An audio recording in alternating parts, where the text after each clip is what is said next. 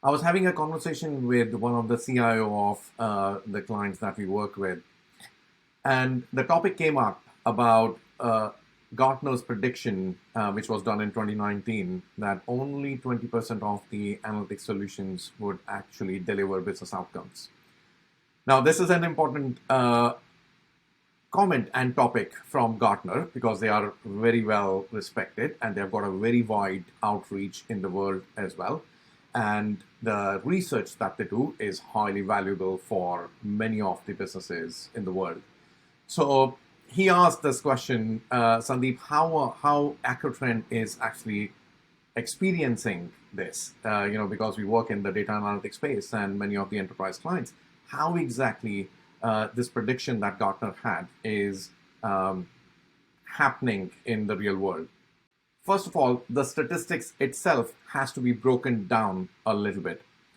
Not all the businesses are going to see this problem, and it's not really going to be exactly 20% in the world. So first of all, it's going to be somewhere between 20, 30, 40% of the success that people are going to see. So we have to break down the statistics itself.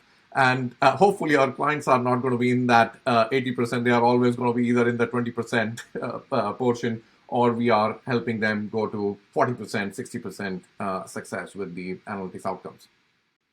There are two broad aspects that we were able to nail it down to as the problems or the challenges that businesses face, and what are they not doing to achieve that success with the business analytics solutions.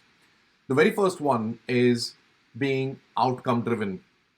It's not about the analytics, it's not even about technology, it's not even about the insights. The very first thing is where exactly this data analytics solution is going to have an impact in your business. And the way we look at it is, what's your North Star?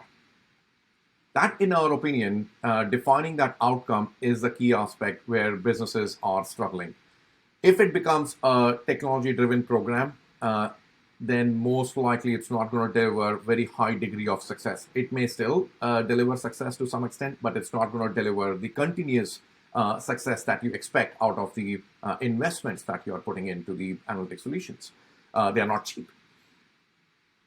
So understanding those business outcomes and working backwards, most of these outcomes would require you to have some kind of a data platform in place, some kind of a data consolidation in place, some kind of a data visualization to be put in place, some kind of actions to be delivered from the insights that you would have. So all of these might actually, or may, most of them will go down to your data strategy as well. But the difference is, how do you work backwards from the outcome, and then you look at what exactly is the data that is needed, what is the insight that is needed to deliver these successful outcomes. Some of the good examples of these business outcomes, when I say it should be outcome driven, could be things like, we were working with one of the events company and we were working very closely with the CEO of the business. And we were able to define the outcomes as 2% increase in the conference that was scheduled in 6 months' time. And that's what I mean by the outcome driven. This is an example of the outcome driven. 2% increase for their attendees in the conference in 6 months' time. Brilliant. Another example could be in the healthcare, where we helped one of the businesses reduce their churn by 5% or increase their retention by 5%. And that's a very good outcome-driven business case, right? These are the kind of examples of the business case that you need to build and how they should be outcome-driven. They could be from your retention perspective, they could be from the acquisition aspect, they could be increase in the cross-sell and upsell aspects. There could be the engagement level increase so that you can have the higher value customers working with you more and more. So it has to be, first of all, outcome driven and not just driven by the technology. That's one of the key aspects that we boiled it down to. And when you work with it from the outcome driven perspective, what will change is you will still have the data analytics component within your business case, but they will just be the vehicle to achieve your business outcome. And your approach will completely change. It will totally change. And how you will see the business sitting behind it will also change. So that's the first one, outcome driven. The second aspect that we looked at was the business and analytics teams.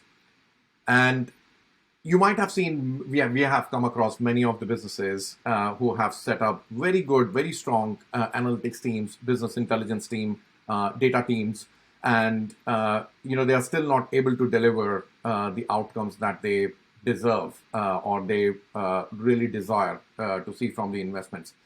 And there are four things that we would say highly recommend that you identify and make sure they exist as the ingredients in those business and analytics team.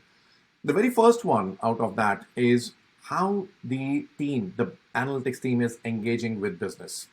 It's very important to really help business understand what are you delivering for them, how would you deliver those insights for them, and how would they consume those insights for their benefits. That's an important aspect of how the analytics team will engage with business, and you create that really nice relationship and bridge with them. That's one of the key aspects. And if you see that missing, you would see the degree of success would reduce quite significantly in some cases. The second aspect is, are you able to, in the analytics team, as the analytics team, are you able to translate the interpretation of the insights for business properly? Are there people and the capabilities in your analytics team that can speak that business language, and they can be that bridge to translate your data entities, your insights into the business context? And that's a very important aspect as well, that translation could be interpreted incorrectly. The translation itself could be missing. The translation may not be to that standard how business wants to receive it. So that's another aspect which is quite critical from the translation perspective. The third aspect is curiosity. Is your analytics team curious about how business needs to deliver the outcomes? Are they curious about how different sets of data is lying within different pockets of the business and how it needs to come together? What could be the benefit of those data entities coming together? Is your analytics team curious about the business delivery and the business outcomes? Are they helping even the business ask the right questions? And are they in sync with those questions that are being asked by the business? And that curiosity is a very important ingredient to have in the analytics team. And the fourth thing there is the innovation.